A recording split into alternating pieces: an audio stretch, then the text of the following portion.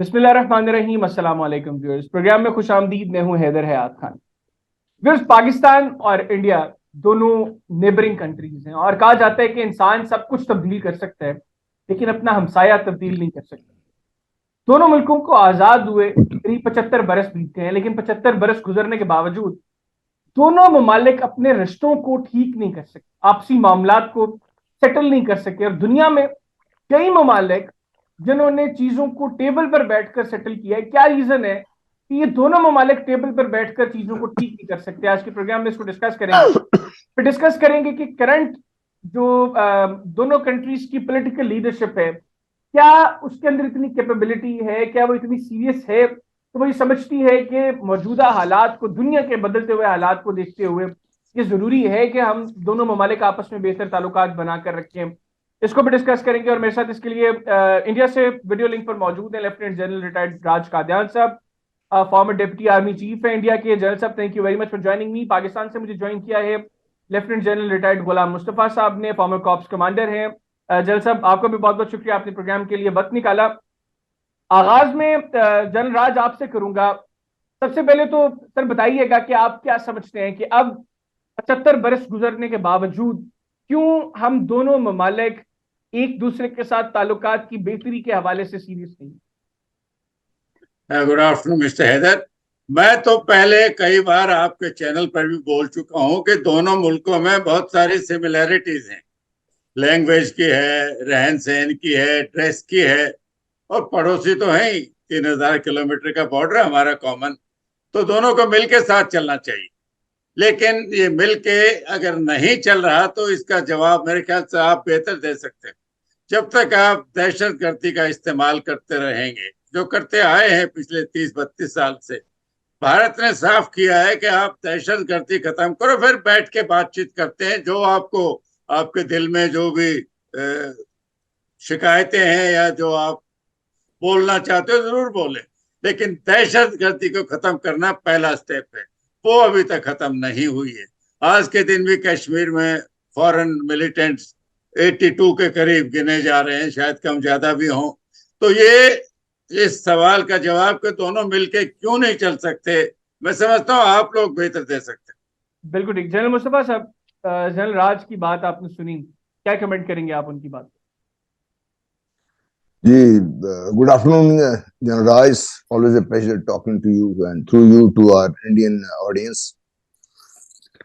There are कुछ इसके issues हैं, दो तीन, वो हमें पहले सोचना पड़ेगा। इसको देखिए, 14 अगस्त 1947 के बाद से जो इंडिया का नक्शा था उस वक्त, आज अगर नक्शा देखते हैं तो तकरीबन 40% ज्यादा है नक्शा उस वक्त से। और उसके बाद से लगातार एक हेजेमोनिक जो एम्स हैं, इसके जो एक्सपेंशनिस्ट डिजाइन्स हैं भारत की, जो जो भी इनकी एस्टेब्लिशमेंट कह लीजिए, जिसको भी आप नाम लेते हैं, वो आज भी कायम है। अगर आपको याद हो, चंद दिन पहले ही इनके नॉर्दर्न कमांड कमांडर का एक इंटरव्यू आया था कि हमारा एक पार्लियामेंट में एक रेजोल्यूशन मौजूद है और जिस दिन भी हुकूमत ने हुक्म दिया हम गिलगित बल्तिस्तान और आजाद जम्मू कश्मीर को ले लेंगे। पाकिस्तान ने, बदकिस्मती यह है कि मैं पाकिस्तान से इसलिए मुझे हमेशा गुस्सा रहता है कि पाकिस्तान के कोई स्ट्रेटेजिक एम्बिशन नहीं है। हमें हमेशा से ही पीसफुल रहने की आशा कह लीजिए, उम्मीद थी या हमने कोशिश की है, क्योंकि पाकिस्तान के ना कोई इतने बड़े अज़ाइम है, ना ही पाकिस्तान को आलमी ताकत बनने का ख्वाब देख रहा है। पाकिस्तान ने हमेशा से अपने दिफा में, अपनी प्रोटेक्शन में जो काम किए हैं। अब आज चूंकि दिसंबर है ये, और आज दिसंबर की 8 तारीख है, और ये 8 तारीख मेरे लिए एक जख्म की हैसियत अभी तक मुंतबिल नहीं हो सका, क्योंकि 20 नवंबर को भारत ने बाकायदा, मैं इस पाकिस्तान में था, हमला कर दिया था। उससे पहले एक साल एक तकरीबन एक दहशतगर्दी की बाकायदा मुहिम चलाई गई थी पाकिस्तान के खिलाफ, पाकिस्तानी के खिलाफ, पाकिस्तान फौज के खिलाफ। और अब तो तारीख इस पे बहुत लिख चुकी है और सब भारत के अपने मुसन्निफ भी इस बात पे लिख चुके हैं कि भारत ने सब एफर्ट करके ही कुछ किया पाकिस्तान को दो लख्त करने के लिए। तो अगर ये चीज भारत कर सकता है तो बाद में भारत कुछ भी कर सकता है। देखिए, भारत के भाई साहब पाकिस्तान तशरीफ लाए थे और हमारे एक सियासी लीडर ये बताते में थकते नहीं हैं, उन्होंने आकर यहाँ पर वहाँ ने जो हमारा मीनार पाकिस्तान है वहाँ हाजिरी दी और कहा कि पाकिस्तान की हकीकत हम तस्लीम करते हैं और कश्मीर का मसला हल, कश्मीर के मसले में बात की थी। तो हमारे यहाँ तो इसको बहुत पॉजिटिवली लिया गया था, लेकिन जो ही वाजपेयी साहब पालम एयरपोर्ट पर उतरे हैं तो उनके जो मीडिया के लोग थे उन्होंने घेर लिया उनको, उनसे पूछा कश्मीर की आपने क्या बात करके आ गए वहां से। तो वाजपेयी साहब ने बड़ा साफ और बड़ा अच्छा जवाब दिया कि मैं उस कश्मीर की बात नहीं कर रहा कि मेरे पास जो हमारे पास है, मैं उस कश्मीर की बात कर रहा हूँ जिसमें पाकिस्तान ने कब्जा किया हुआ है। बल्कि हकीकत तो ये है कि पाकिस्तान ने किसी कश्मीर पे कब्जा नहीं किया, तो कश्मीरी थे जिन्होंने अपनी हिम्मत करके इतना कश्मीर आजाद करवा लिया। तो देखिए, कहने का मकसद ये है कि for all the good intentions, जो ऑन ग्राउंड सिचुएशन बहुत मुख्तलिफ है, और जो भारत की एक ओवरऑल जो लॉन्ग स्ट्रेटेजिक एम्बिशंस है वो बहुत मुख्तलिफ है। और भारत ने चूंकि जब दहशतगर्दी की बात कर रहे हैं जनरल साहब, तो मैं उनको याद दिलाता चलूं कि दहशतगर्दी एक्चुअली एक इजाद भी भारत में ही है। तारीख थोड़ा पढ़े तो एक जो बच्चों को स्टोरीज तो सुनाई देती कि ठग थे वो लोग, तो टेररिस्ट थे वो लोग जिन्होंने काम शुरू किया।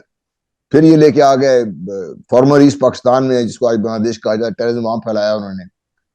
फिर जब कश्मीर में जो मुसलमानों के खिलाफ जो कुछ हो रहा है वो भी एक इंटरनेशनल लेवल का टेररिज्म। अब तो सारी दुनिया मान गई है कि असम में जिनको ये लेकर आए थे बंगालियों को हमारे खिलाफ इस्तेमाल करने के लिए, वो 17 लाख फैमिलीज को एक कानून के तहत अब वो किसी मुल्क के शहरी नहीं है वो लोग। आप फिर समझते हैं जनरल साहब, ये जो बात कर रहे हैं कि दहशतगर्दी और पाकिस्तान के साथ उसको रिलेट करते हैं, ये महज एक बहाना है भारत की जानिब से जनरल मुस्तफा साहब? जी बिल्कुल बहाना है। पाकिस्तान ने तो कभी दहशतगर्दी नहीं की। जो पाकिस्तान पे इल्जाम ये लगता है कि अफगानिस्तान में जब सोवियत यूनियन डरा आया था, तो पाकिस्तान ने अपने अफगान भाइयों को, जो आपको याद, तकरीबन 50 लाख अफगान ओवरनाइट पाकिस्तान पहुंच गए। पाकिस्तान के लिए इतना बड़ा बोझ उठाना तो आसान नहीं था। और फिर जब हमारे अफगान भाई अपनी आजादी के लिए लड़ रहे थे, तो पाकिस्तान तो उसे अलहदा नहीं रह सकता था। पाकिस्तान ने अपने अफगान भाइयों का साथ दिया अफगानिस्तान से। और फिर जब दोबारा ये भी अमेरिका और नेटो पहुंच गया वहां पे, भारत ने बड़ी कोशिश करके वहां पहुंच गए। और फिर वहां पे आप देखिए कि कोई अब ये कोई शक तो किसी को रहा नहीं कि पाकिस्तान ने जिस दहशतगर्दी का गुज़श्ता 20-22 साल से सामना है पाकिस्तान को, चाहे वो टीटीपी की शक्ल में है, दाइश की शक्ल में, जिस शक्ल में भी है, उसके पीछे कौन लोग हैं, कौन उनको सपोर्ट कर रहा है, कौन को वेपनाइज कर रहा है, कौन उनको पाकिस्तान के खिलाफ इस्तेमाल कर ठीक रहा हो है। गया जनरल साहब, मैं यही पॉइंट जनरल राज के पास लेके जाऊंगा। जनरल साहब, जनरल मुस्तफा ये कह रहे हैं कि ये दहशतगर्दी की बात है, ये भारत की जानिब से सिर्फ एक लेव एक्सक्यूज है। बेसिकली इस एक्सक्यूज के पीछे भारत की अप्रोच है, एक्सपेंशनिस्ट अप्रोच है भारत की। उस अप्रोच की वजह से भारत जो है वो ये बहाने लगा रहा है ताकि मामला को बेहतर ना किया जा सके। हैदर साहब, दो मुद्दे हैं, एक कश्मीर का, दूसरा दहशतगर्दी का। तारीख ये कहती है कि 1947 में कश्मीर के जो रूलर थे, जिनके नीचे पूरा कश्मीर था, उन्होंने भारत के साथ एक्सेशन साइन किया है। तो कश्मीर भारत का हिस्सा है, हिस्टोरिकली, लीगली, कॉन्स्टिट्यूशनली। अगर उसका कुछ हिस्सा पाकिस्तान के पास है तो उसकी वजह आपको पता है। आप लोगों ने 11 अक्टूबर 1947 को ही फैसला किया था कि भाई रेडर्स भेजो पाकिस्तान के, जो कश्मीर को कैप्चर करें, और वो आए भी। 22 अक्टूबर को आपने इनक्रेज शुरू कर दी थी, बारामूला तक, क्या श्रीनगर तक आ गए थे। फिर जब एक्सेशन साइन किया तो भारत की फौज ने उनको वापस भेजा।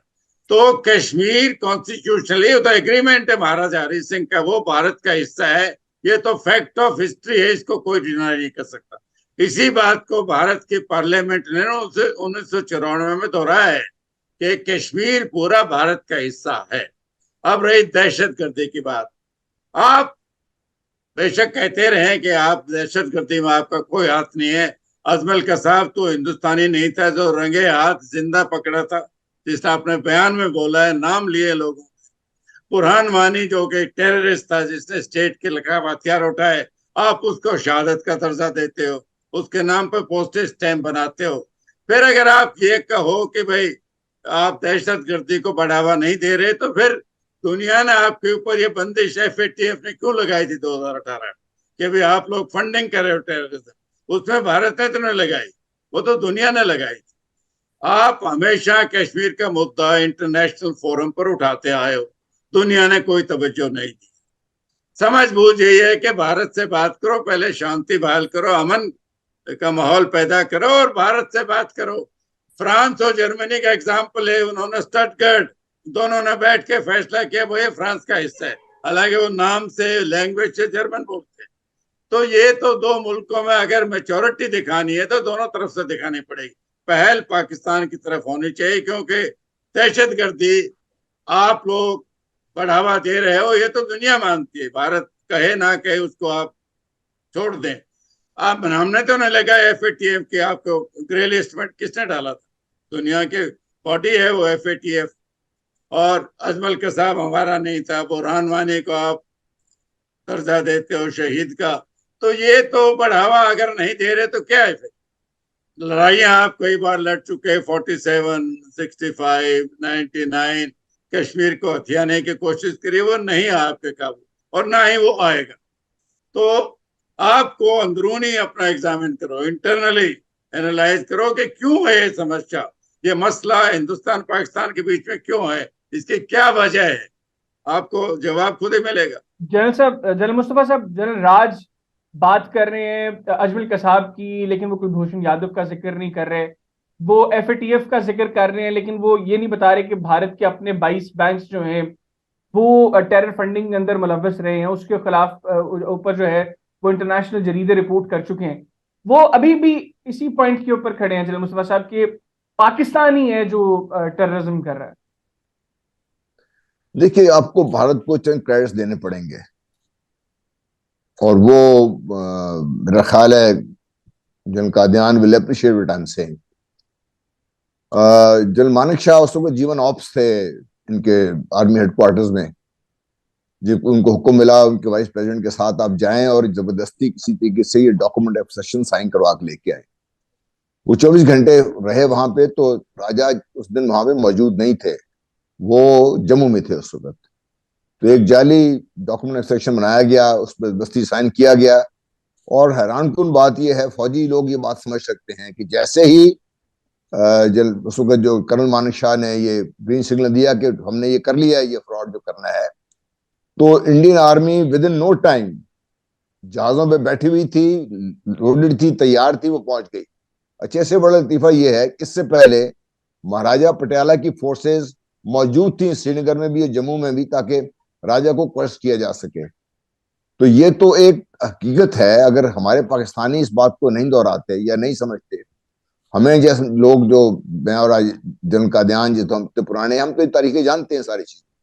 तो ये जबरदस्ती जो की गई है ये भारत की तरफ से की गई है, और ये वो हकायक हैं, कोई झुटला नहीं सकता। ये इनकी अपनी किताबों में लिखे हुए हैं। अब रहा जहां तक FATF का मसला, एक और बड़ी इंटरेस्टिंग बात यह है, अब देखिए कि गुज़श्ता साल तकरीबन 3 बहुत बड़े कैश पकड़े गए थे यूरेनियम के, जो सो कॉल्ड स्मगलिंग होने की कोशिश की जा रही थी। तो आप ये बताइए कि जिस मुल्क से यूरेनियम इस तरीके से स्मगल हो सकता है, वो क्या नहीं कर सकता है इसमें, और क्यों कर रहा है इसमें, ये बताइए मुझे।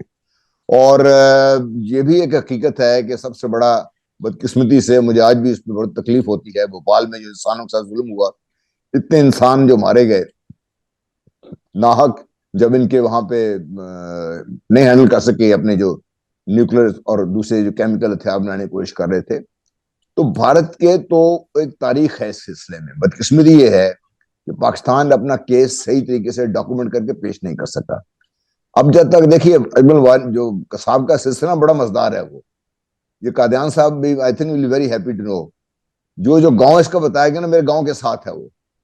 हमारे यहाँ कोई कसाब नहीं होते हैं हमारे यहाँ। तो अजमल कसाब वहां से कैसा पैदा कर दिया, मैं हैरान हूं कि नवाज शरीफ जैसा शख्स ने कैसे फौरन इसको सेकंड कर दिया।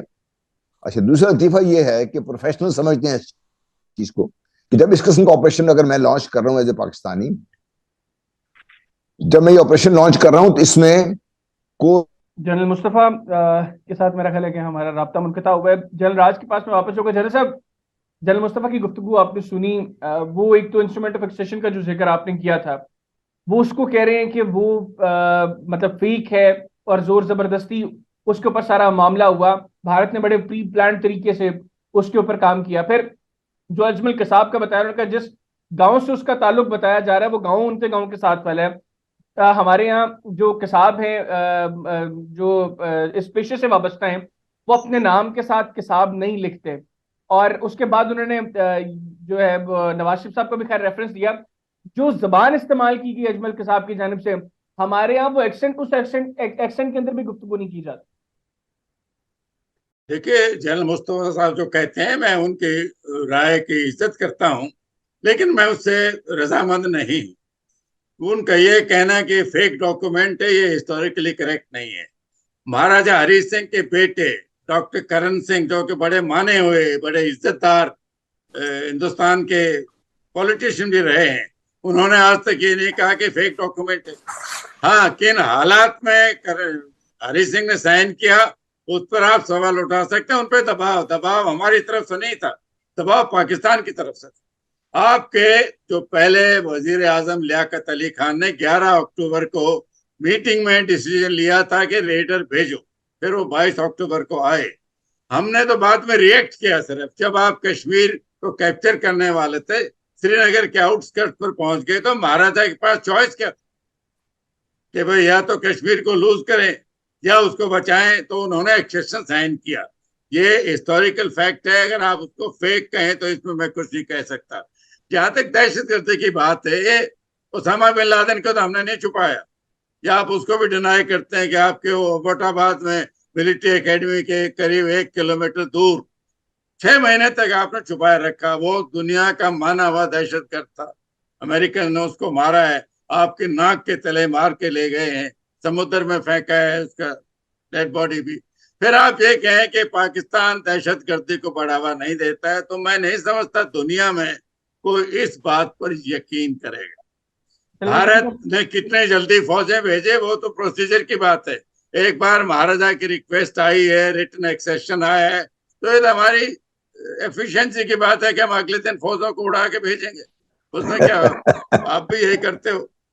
जनरल मुस्तफा साहब क्या जवाब देंगे? जी, तो जनरल साहब की बात, जिक्र कर रहे थे, जी जी, मैं वो very very very fine gentleman, बड़ी अच्छी बात कर रहे हैं वो। देखिए, वो मैं जो कसाब को बता रहा था ना आपको, वो हमारे इसके गांव कह रहे हैं, वहां हमारे यहाँ कसाब कोई नहीं होता ये।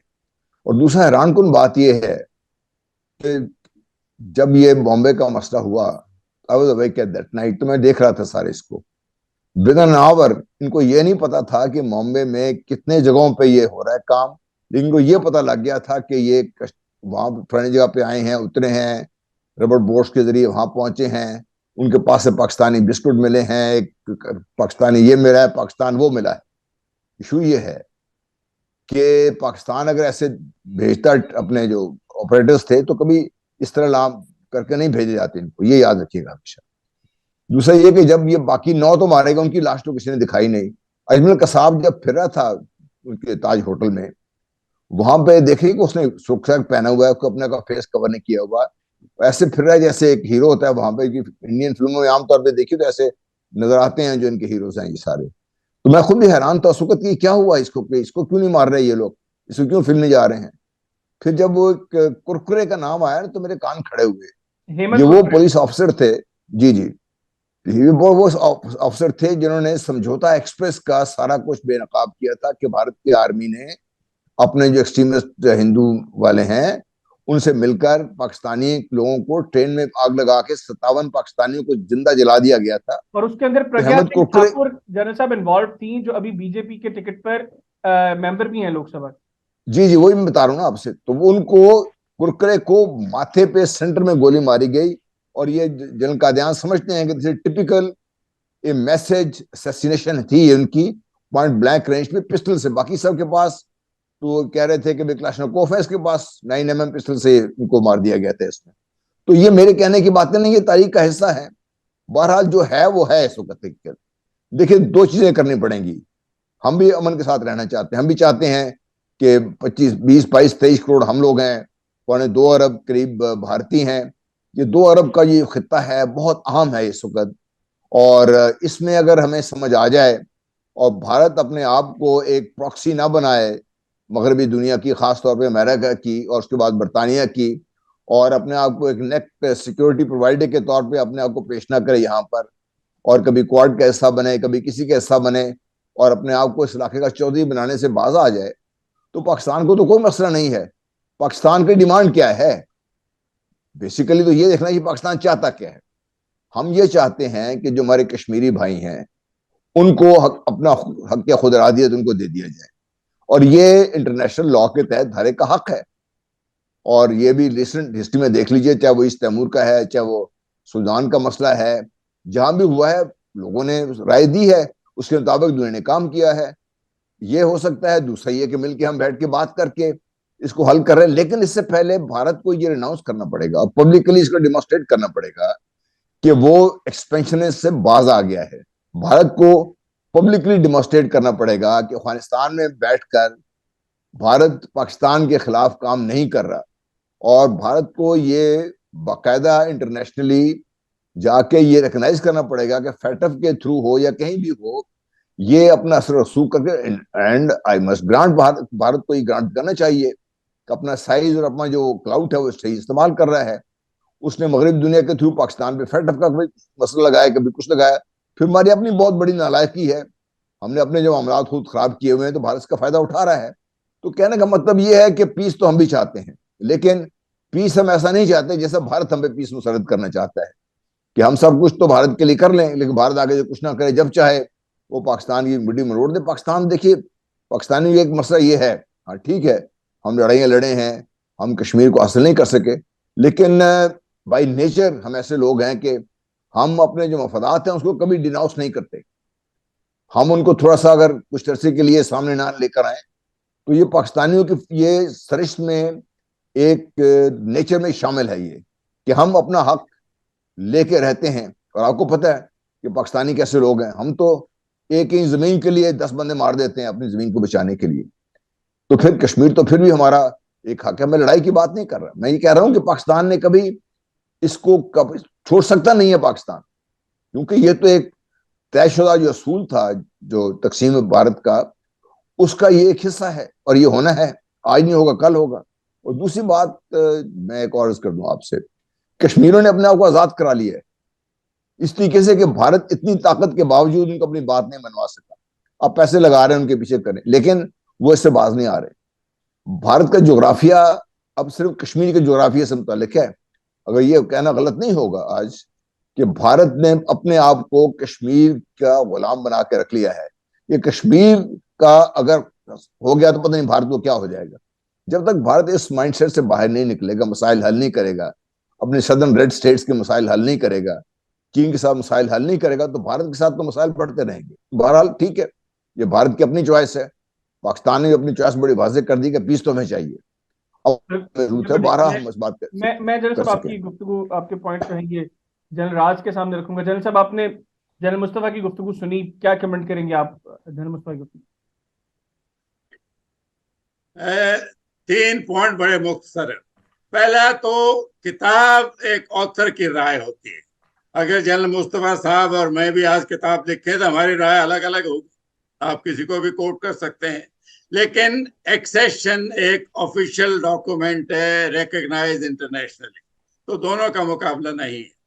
दूसरा, अगर आप ये कहें तो आप चाहते हो कि तो इंटरनेशनल लॉ है कि लोगों को अपना हक दिया जाए, तो मैं ये कहूंगा कि चैरिटी बिगिंस एट होम। पहले आप बलूचिस्तान को दिए वो तो 1948 से बगावत कर रहे हैं आपके खिलाफ। आपने तो उनके खिलाफ आर्टिलरी, हवाई जहाज, हेलीकॉप्टर, मिसाइल तक फायर किए। बुख्ती को कैसे मारा था, 54 लोगों की मौत हुई थी। तो आप वहां से शुरुआत करें, उनको पहले अपना हक दें, फिर दीवार के पार इधर देखना, फिर हमको बोलना।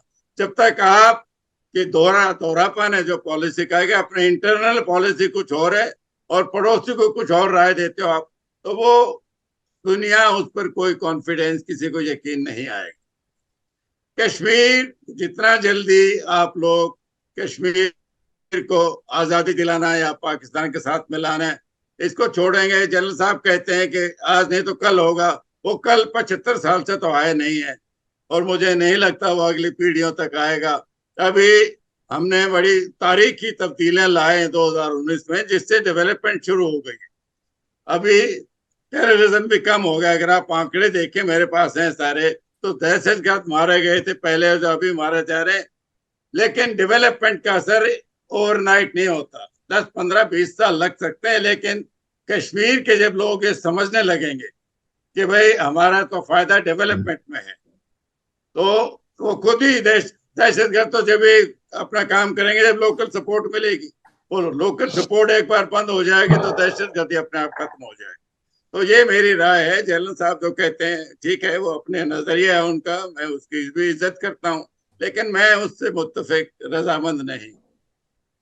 जनरल मुस्तफा साहब, सर इसके ऊपर कमेंट करते हैं। उसके बाद फिर एक जो 97 की जो जंग थी पाक भारत, सॉरी 71 की, उसके हवाले से जो बड़ी मिसकंसेप्शंस हैं, तो आप चूंकि प्रेसिडेंट ऑफ वॉर भी रहे हैं, तो उसके ऊपर भी थोड़ी सी गुफ्तगू करनी है। ये जो 93,000 का फिगर है, उसकी हकीकत थोड़ी सी, वो भी अगर आप इसी बात के जवाब के बाद आगे हमें थोड़ा सा बता दें कि क्या था 1971 की वॉर। देखिए, मैंने इसीलिए आपको जब शुरू में कहा था कि 8 दिसंबर है और आज का दिन, आई वाज इन जसोर, जब हमें, क्योंकि we are very thinly deployed, उस वक्त जो हकीकत थी, ये हमारे उस वक्त की जो पॉलिटिकल लीडरशिप थी, उन्होंने जानबूझकर ये फिगर बढ़ाई और पब्लिक में अब आहिस्ता आहिस्ता पब्लिक के साथ शुरू है। फिर ये भी भारतीय राइटर्स ने इसको ज्यादा उजागर किया है। हमारे लोगों की कमजोरी ये रही कि हम किताबें कम लिखते हैं, तो उन्होंने उजागर किया है। ये पॉसिबल था नहीं। 32,000 पीपल, वो पिछले जनरल कमर जावेद बाजवा ने भी इसकी बात कर दी थी इसमें। और इनके साथ जो मुकाबला था, जनरल मानक शाह, जिसकी पहले ही बात कर चुका हूँ, उस वक्त जो कमांडर थे इंडियन आर्म फोर्सेस के, उन्होंने बड़ा वाजे कहा कि 50-1 सुपीरियरिटी थी। Pakistan army had no chance, दुनिया की कोई फौज का चांस नहीं था वहां पे। और पर्टिकुलरली जब ये अंदरूनी तौर पर मुक्ति बहानी, यूरी लोग थे जिनको लेकर असम में इन्होंने आके आबाद किया था। अभी जो पिछले साल जो बात कर 2019 में इन्होंने जो एक कानून के तहत, सिटीजनशिप ये तो कहते हैं अमेंडमेंट 17 लाख फैमिलीज का एकदम उनका राइट खत्म हो गया। जो उनकी फौज में रह के लड़े भी हैं उनमें से कुछ लोग, उनकी पुलिस में भी हैं ये लोग, तो तकरीबन 1.5 करोड़ लोगों का जो हक शहरियत है एकदम खत्म कर दिया गया। बांग्लादेश उनको ले नहीं सकता, ये उनको रखना चाहते नहीं है, वहां पे मसला बना हुआ है। और इसके अलावा जो ये पाकिस्तान की बात कर रहे थे ना, तो पहले भारत के अंदर भी आप देखिए कि कितनी आजादी की तहरीकें चल रही हैं। अगर आप उनके सारे स्टेट्स में देखना शुरू कर दें तो मेरा ख्याल है बहुत कम ऐसी स्टेट्स हैं जिसमें नहीं चल रही है। अब रिसेंटली जो खालिस्तान के जो चल रहे हैं सारा कुछ, ये जो हो रहे हैं, रेफरेंडम हो रहे हैं, वोटिंग हो रही है, ये भी बड़ी एक वाज़िह मिसाल है। तो मिसालें तो बहुत ज्यादा हैं। और जिस तरह ये बात करेंगे, मैं भी जवाब तो हम बहुत दे सकते हैं एक दूसरे को, लेकिन देखिए पाकिस्तान के लिए 71 का जो जख्म है वो पाकिस्तान नहीं भुला सकता, लेकिन पाकिस्तान ने उससे अपने आप को उससे आगे निकाल लिया है। और जो भारत ने उस वक्त, जो इंदिरा गांधी ने कहा था कि हमने 2 कौमी नजरिया खलीज बंगाल में दफन कर दिया है, मेरा ख्याल है यही इनकी सबसे बड़ी गलती थी वहां से। उसके बाद से जो कुछ शुरू हुआ है, वो 2 कौमी नजरिया बाकायदा अब भारत और मोदी की सरकार आने के बाद बाकायदा उस पर मोहर सबत खुद भारत के अंदर से हो रही, जिसके से जो अकलियतों के साथ जो असूल हो रहा है। देखिए, जिस मुल्क के आइन में ही झूठ है, इनका आर्टिकल 25 ये है, तो पढ़ लें, उसमें लिखा हुआ है हिंदू की डेफिनेशन क्या है।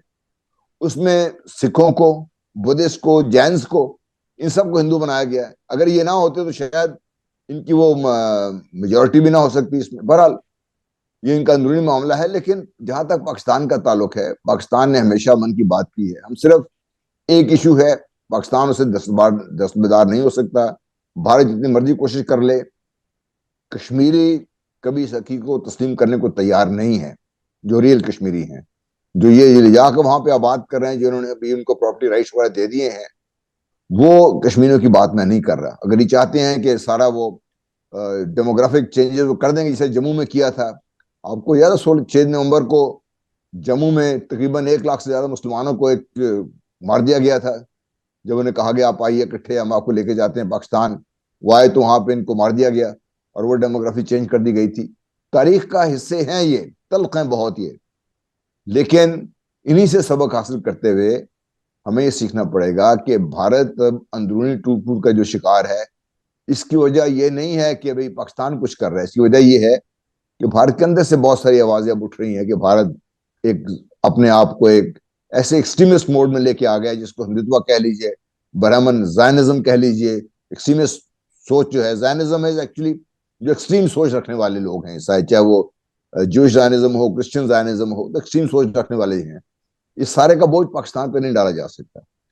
भारत को इस मोड़ से निकलना पड़ेगा, ये भारत के लिए भी अच्छा है और पाकिस्तान के लिए तो बहुत अच्छा है। बाकी हम साया मुल्क भी देख लीजिए, भारत के साथ कौन अमन के साथ है तो आपको पता चल जाएगा। ये बहरहाल ये डिस्कशन है जो हम करते रहेंगे, और मेरा ठीक है ख्याल है कि हमें इससे ठीक, निकलने का आगे वक्त बढ़ना है चाहिए। हमारे लिए। जनरल राज साहब, जनरल मुस्तफ़ा जो बात कर रहे हैं, एक तो वो ये कह रहे हैं कि आपने कश्मीर के हवाले से जो भारतीय हुकूमत के इकदाम की, आपने भी पहले पहले जवाब में कहा जी कि बड़ा बेहतरीन काम किया है। यानी लाखों की तादाद में भारतीय फौज वहां पर डिप्लॉयड है, और निहत्ती कश्मीरी जो है वो उनको सिर्फ सेटल करने में, अगर कश्मीरी वाकईतन आपके साथ वहां पर रहना चाहते तो इतनी बड़ी तादाद में आपको फौज वहां पर डिप्लॉय ना करनी पड़ती, एक चीज। दूसरा, वो ये कह रहे हैं कि कश्मीर के ऊपर तो पाकिस्तान कॉम्प्रोमाइज करने को तैयार नहीं है। जनरल मुस्तफा ये कह रहे हैं वो हमारा है, वो आज नहीं तो कल इंशाल्लाह हम भारत से ले लेंगे। तीसरा, वो कह रहे हैं कि भारत पाकिस्तान के ऊपर ये जो दहशतगर्दी का बार बार जिक्र कर रहा है, बेसिकली इस सब की आड़ में भारत के अपने अजाइम है जिनके ऊपर भारत काम कर रहे हैं। बेसिकली पाकिस्तान की अप्रोच ये है ही नहीं है। पाकिस्तान चाहता है कि इस खत्ते के अंदर अमन हो। जो सिक्योरिटी फोर्सेस या खासकर आर्मी हमारी कश्मीर में है, वो सिविलियन को कंट्रोल करने के लिए नहीं है, वो बॉर्डर को गार्ड करने के लिए है। ये पहले भी आप कई बार हमला कर चुके हो कश्मीर पर, दोबारा भी कर सकते हो। उसकी हिफाजत करने के लिए वो आर्मी कश्मीर में है। बाकी तो इंटरनल तो हमारी जो पुलिस फोर्सेज वो हैंडल करते हैं, वो तो और जगह भी इन्वॉल्व होती हैं। दूसरी बात, जनरल साहब ने बोला कश्मीरी क्या चाहते हैं। जमहूरियत में लोग क्या चाहते हैं, वो इलेक्शन के जरिए अपने सरकार चुनते हैं, पहले भी चुनते आए हैं, अब इलेक्शन होंगे, डिलिनेशन हुई है, समय की बात है कब इलेक्शन होते हैं। जब भी सरकार समय मुनासिब होगा, वो अपनी आवाज खुद उठाएंगे, खुद अपना नुमाइंदे इलेक्ट करेंगे और वो अपनी आवाज उठाएंगे। मेरे लिए या जनरल साहब के लिए कहना कश्मीरी क्या चाहते हैं, ये तो एक बड़ी थियरी की बात हो गई। बाकी तो भाई पुरानी बातें हैं जो जनरल साहब बोल रहे हैं, यही तो हमारे दोनों के मसले हैं जिससे 75 साल से हम इकट्ठे नहीं हो पाए। जिस दिन ये सॉर्ट आउट हो जाएंगे, जिस दिन आप ये भूल जाओगे, भाई ये याद रखोगे कि कश्मीर हिंदुस्तान का हिस्सा है, हिंदुस्तान को डिसाइड करने तो कश्मीरी क्या चाहते हैं और वो क्या करेंगे।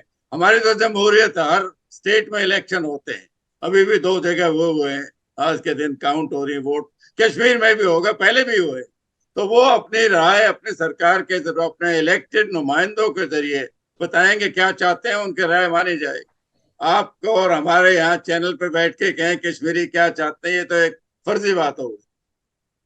तो जनरल साहब, फिर क्यों भारत को वहां पर डोमिसाइल एक्ट के जरिए जो है डेमोग्राफी को चेंज करना पड़ा? क्यों भारत वहां पर जो नॉन कश्मीरीज हैं उनको अब वहां पर ला रहा है? और जो आपने बात की इंस्ट्रूमेंट ऑफ एक्सेशन की, अगर आप कह रहे हैं कि वो एक इंटरनेशनली रिकग्नाइज्ड डॉक्यूमेंट है, तो कश्मीर के ऊपर तो यूएन ने भी कहा है कि ये दोनों ममालिक के दरमियान अभी ये कुछ सेटल्ड जो है वो प्लेस नहीं है, ये डिस्प्यूटेड टेरिटरी है।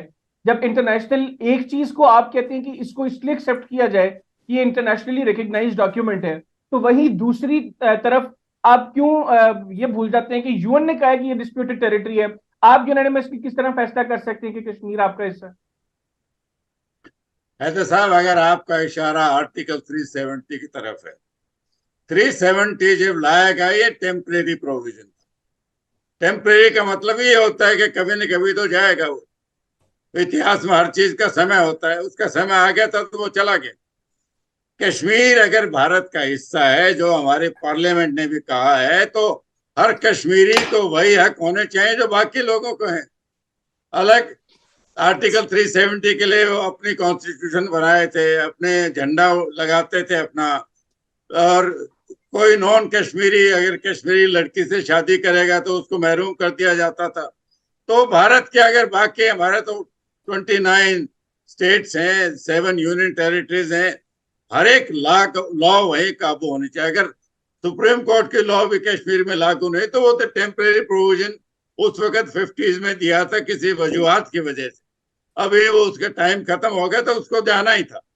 2019 में उसको रिमूव किया है कश्मीर को इंटीग्रेट करने के लिए, क्योंकि कुछ लोग अभी भी थे, अगर आप झंडा अलग लगाते हो नॉन कश्मीरी के, वहां पर मैं जमीन नहीं खरीद सकता, वहां पर हिंदुस्तान में कहीं भी खरीद सकता हूँ, तो कश्मीर में भी होना चाहिए। तो ये तो टेम्परेरी प्रोविजन है, हमारा इंटरनल मामला है, इसमें पाकिस्तान मैं नहीं समझता है कोई दखल देने की वजह बनती है। जनरल मुस्तफा साहब, तो जनरल राज कह रहे हैं कि इंस्ट्रूमेंट ऑफ एक्सेशन वो एक इंटरनेशनली रिकग्नाइज्ड डॉक्यूमेंट है, इसलिए उसको तस्लीम किया जाए। लेकिन यूएन ने कह दिया कि कश्मीर डिस्प्यूटेड टेरिटरी है, उसको वो तस्लीम करने को तैयार नहीं। देखिए वो भी फ्रॉड है, वो भी आज तक रियल डॉक्यूमेंट पेश नहीं हो सका। देखिए बड़ी अच्छी बात की उन्होंने। आज मैं पार्लियामेंट में पाकिस्तान में पास करना चाहता हूँ, ज्यादा से ज्यादा भारत पाकिस्तान का हिस्सा है, हैदराबाद पाकिस्तान का, जूनागढ़ पाकिस्तान का, दिल्ली पाकिस्तान का। हम पास कर सकते हैं इसको, क्यों नहीं? हम पास कर देते हैं तो क्या इसका मतलब ये होगा कि भारत का सारा हिस्सा पाकिस्तान का बन जाएगा? ये कोई भी स्टेट आपस में बैठ के यूनिलैटरली फैसले नहीं कर सकती है। ये इंडियन भारत के अंदर एक खास मकतबा फिक्र की जो एक पर्टिकुलरली जो सोच है उनकी, ये उनका नजरिया है और उन्होंने मुस्तरद किया हुआ है, और यही उनके लिए बहुत बड़ा खतरा बनता जा रहा है। देखिए एक्सट्रीमिज्म हर सूरत में खराब है, ये पाकिस्तान में हो या भारत में हो, पर्टिकुलरली जब ये रिलीजन को इस्तेमाल किया जा रहा है इससे, तो ये भारत को बहुत नुकसान होगा इससे। बहरहाल देखिए मैं तो बार बार ही कह चुका हूं कि अमन जरूरत है सबको, लेकिन एक साथ बड़ा प्रोविजो ये है कि भारत को ये भूलना पड़ेगा कि वो इस मुल्क में, इस खित्ते में, जिस तरह उन्होंने भूटान को, सिक्किम को दबा के रखा हुआ है, पाकिस्तान को दबा के रखा, ये हो नहीं सकता, ये होगा नहीं कभी भी ये, और इसका नुकसान भारत को होगा। देखिए हम तो, मैंने बताया ना कि हम तो वो पागल लोग हैं, खासतौर पे हम जैसे जो काश्तकार जमींदार लोग हैं, हमें तो अगर 1 घंटा पानी को हमारा काट के ले जाए ना, तो उसकी टांग काट देते हैं उसकी। ये तो फिर हमारे जो शरग है, जिसको हमारे कायदे आज़म ने कह चुका है, तो लड़ाई के बगैर भी बहुत सारे ऐसे तरीकेकार हैं जैसे हो सकता है ये, और ये भारत जो मर्जी कर ले, ठीक है, अपनी इनकी सोच है, मैं आई रिस्पेक्ट दैट। और मैं भारत को बहुत और वजूहत पे भारत की रिस्पेक्ट करता हूँ, जिससे उन्होंने अपने खास जो एक नैरेटिव है दुनिया को बेचा है उन्होंने, ये बड़े उनकी क्रेडिट है उनके लिए। सब झूठ मिला के उन्होंने बेच दिया उसको, दुनिया ने इसको, ज्यादा लोग जो इनके साथ इंटरेस्ट है वो तस्लीम करते हैं इसको। ये क्रेडिट है भारत के लिए। ये पाकिस्तान की बहुत बड़ी फेलिंग है कि हम जो सही नैरेटिव है दुनिया को पेश नहीं कर सके। बहरहाल ये तो चलता रहेगा। मेरा ख्याल ये है कि it's time that both countries realise कि ना भारत पाकिस्तान को दबा सकता है, ना ही पाकिस्तान आधे भारत के टुकड़े कर सकता है। भारत के टुकड़े होंगे तो खुद ही करेंगे भारत वाले, भारतीय खुद लगे हुए इस काम पे, अल्लाह उनको कामयाबी दे इस सिलसिले में। लेकिन कश्मीर के बारे में ये भूल जाएं कि वे कभी भी ये भारत को उस तरीके से हिस्सा बन सकता है। वो अच्छी बात है, कश्मीर में डेवलपमेंट कर रहे हैं, पाकिस्तान का ही फायदा है।